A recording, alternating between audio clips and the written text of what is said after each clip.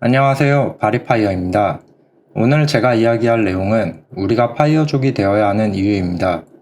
저는 첫 직장인 군대에서 일에 몰두되어 사는 삶을 살다 보니 3년차 시점부터 막연하게 빨리 은퇴하고 싶다 라는 생각을 했던 것 같습니다. 그러다 파이어족에 대해 알게 되었고, 나도 할 수 있지 않을까 생각했습니다. 그리고 조금 더 알아보고 싶어졌죠. 그래서 파이어족이 무엇인지, 어떻게 하면 될 수 있는지 알아보며 핵심은 시간의 활용이라 결론 내렸습니다. 그러다 보니 내가 조금만 더 빨리 시작했다면 좋았을 텐데 아쉬움이 많이 들었고, 이제 시작하시는 단계에 있는 분들에게 왜 우리가 파이어족이 되어야 하는 이유를 알려드리고자 합니다.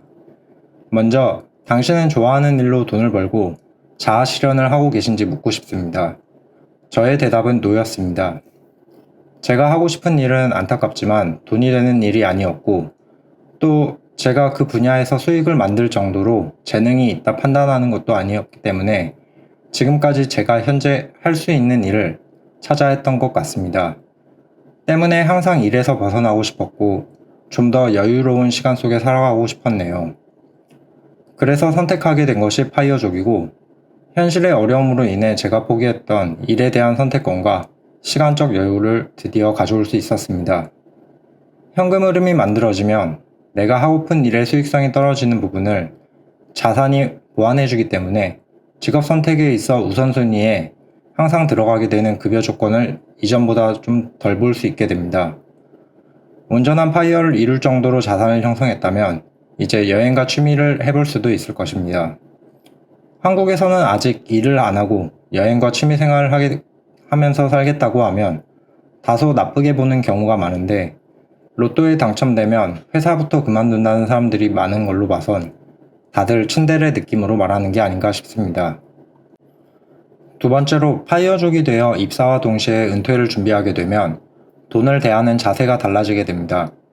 여러 재테크 채널을 보면 지출을 적게 하고 돈을 모으는 여러 가지 방법들을 알려주는데, 저는 그보다 먼저 선행되어야 하는 건 마음의 변화라 생각합니다. 스스로 지출을 줄이는 행동에 대해 마음으로 공감하지 못한다면 장기간 해낼 수 없기 때문입니다. 이러한 대비는 퇴사 이후의 생활을 가정하기에, 다시 말해 노동 수입이 끊어진 상태를 준비하는 것이기에 치열하고 최악을 대비해야 합니다. 때문에 스스로 적극적이지 못하면 도달하기가 어렵습니다. 다만 이러한 힘든 과정을 거치고 나면 달콤한 결실이 주어지므로 저는 굉장히 강력 추천드립니다. 무엇보다 어렵더라도 종잣돈을 인생의 초반부에 빠르게 모을 수만 있다면 복리의 마법을 굴리는 그 시작점이 굉장히 앞당겨지는 것이므로 그 결과는 더욱 빛나게 될 것입니다. 약간 사설이지만 욜로족과 파이어족은 돈을 쓰는 시점의 차이가 아닌가 싶습니다. 욜로족은 인생 초반에 후반에 가질 현금 흐름을 가져오고, 파이어족은 후반에 가질 현금 흐름을 인생 중반으로 당겨오는 것처럼요. 둘 모두 후반에 가질 현금 흐름을 당겨온다는 점에서 공통점으로 생각해 보았습니다. 다만 저 같은 경우엔 지속 가능성이 담보되는 파이어족이 더 좋아 보입니다. 세 번째는 로봇과 AI로 인해 자동화가 빨라지고 있고 기존의 일자리가 점점 줄어드는 미래를 대비하기 위함입니다. 이런 상황에서 인간 그 자체가 브랜드가 되거나 전문직, 기술직 등 자동화가 어려운 시장에 진입할 수 없다면 저 같은 일반인들에겐 언제 내 일자리가 없어질지 알 수 없는 상황이기에 자산을 통한 현금 흐름을 만들어내야 할 필요가 있습니다. 제가 10년간 3번의 퇴사를 경험하며 느낀 노동시장은 점점 더 차가워진다는 것입니다. 특히 많은 사람들이 원하는 대기업과 중견기업, 공기업 쪽은 10년 전에 도전한다면 그래도 손가락 크기의 구멍이 있었고, 이는 나름 대학까지 열심히 생활했다면 취업까지 갈 수 있음을 의미합니다. 그런데 5년 전 공기업과 대기업을 준비해 볼 때는 바늘구멍까지 작아졌다 느껴졌고, 현재는 어떨지 모르겠으나 전보다 더 심할 거라 생각합니다.